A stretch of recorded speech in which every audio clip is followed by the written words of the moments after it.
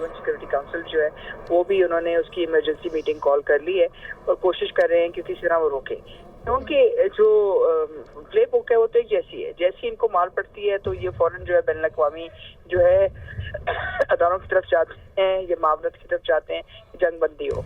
लेकिन इस बात का फैसला कि जंग बंदी किस सतह पे होनी चाहिए, इसका फैसला ईरान को करना चाहिए, क्योंकि ईरान के लिए जो लिस्ट तैयार की गई है टारगेट्स की अमेरिका इसकी इसराइल की तरफ से वो छोटी नहीं थी। उन्होंने ईरान को एक बहुत बड़ी जो है बड़ा नुकसान पहुंचाया है और ये जो नुकसान है जाहिर है इसराइल को ईरान की तरफ से पहुंचाना चाहिए, क्योंकि अगर वो नहीं पहुंचाते हैं तो ताकत का तवाज़ुन जो है वो इसराइल के हक में शिफ्ट होगा। तो इस वक्त मेरे ख्याल से ईरान कंटिन्यू करेगा अटैक और इसराइल कोशिश करेगा दूसरे अटैक के लिए।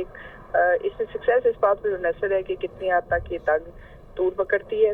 एक दूसरा ये कि अमेरिका और जो बाकी अलाइड पार्टनर्स हैं उस जंग के हिस्सेदार नहीं बनते, और तीसरा ये कि उसके बाद यूएन सिक्योरिटी काउंसिल क्या कहती है दोनों ममालिक को, उसके इसके ऊपर क्या उनका रद्द अमल आएगा। ईरान की एटमी तंजीम पर उन्होंने हमला किया लेकिन यूनाइटेड नेशन सिक्योरिटी काउंसिल फाल नहीं हुई। जब इसराइल पे और तल अवीव पे हमला हुआ तो यूएन सिक्योरिटी काउंसिल फाल हो गई है। तो ये एक तरह से एक चैलेंज तो है अदारों की जो है बेरब्तगी का, और उसके साथ साथ जो थ्रेट्स हैं उनको कंट्रोल करने का। सही। मारिया साहिबा, ये कहिएगा कि हमने देखा कि अमेरिका की जानिब से बयान सामने आया था डोनाल्ड ट्रंप का। उन्होंने कहा था कि अगर ईरान ने जवाबी कार्रवाई की तो अमेरिका अपना और इसराइल का दिफा करेगा। तो अब हम देख रहे हैं कि जवाबी कार्रवाई तो कर दी गई है। अब आप क्या देखती हैं कि क्या अमेरिका कोई किरदार प्ले करेगा इस तमाम तर सूरत हाल में? देखिए, अमेरिका तो करेगा, क्योंकि इसराइल और अमेरिका के दरमियान एक दफाई माहिदा है जिसमें इसराइल पे अटैक अमेरिका पे अटैक समझा जाएगा और अमेरिका पे अटैक इसराइल पे समझा जाएगा। तो अमेरिका का अपना दिफा करेगी, यानी कि इस वक्त अमेरिका जो है ये चाह रहा है कि वो जंग के अंदर शमूलियत अख्तियार ना करे, वो सिर्फ दफा के ऊपर करेगा अगर उनकी बेसिस पे एक जगह पर अटैक किया।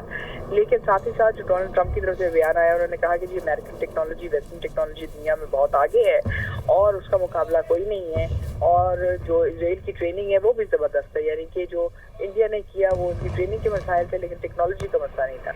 लेकिन अगर इनकी जो दो जहाज गिर गए हैं और अगर ये चीनी टेक्नोलॉजी है इनके पास, ईरान के पास, तो इसका मतलब ये कि शायद वो इतनी फाल नहीं है जितना कि वो कह रहे हैं। दूसरी बात ये है कि अगर ये बैलिस्टिक मिसाइल्स वहाँ पहुँचते हैं और उनकी एक मुसलसल धार चलती है तो चैलेंज इससे ज़्यादा बड़ा है, और ये चैलेंज जो है इनके लिए एक बहुत बड़ा एक मतलब ब्लंडर भी बन सकता है, क्योंकि मसला ये नहीं होता कि आप जंग शुरू करें, मसला ये भी नहीं होता कि आप टारगेट एंगेज करें।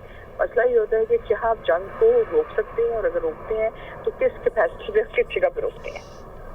ठीक है, दिफाई तज्ज़ियाकार हमारे साथ मौजूद हैं। और मसूद खान साहब बताइएगा, अब ईरान की जानिब से हमला तो कर दिया गया है इसराइल पर,